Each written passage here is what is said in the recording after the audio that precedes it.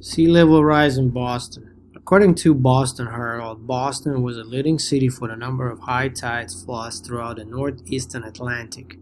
In 2018, there were 19 high tide flooding incidents. Sea level has risen by 8 inches around Boston since 1950. That is the speed of 1 inch per 8 years.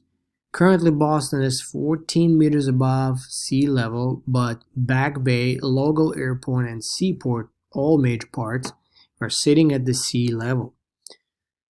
To see the record break in 2018 Boston bomb cycle, please click on the link. The most significant contribution to sea level rise in Boston is ocean circulation and ice melts. Sea level rise can place wetlands, beaches, and drinking water at risk. It can unsettle ecosystems and habitats. It can exacerbate beach erosion and remove sand, leaving communities at risk of storm surges.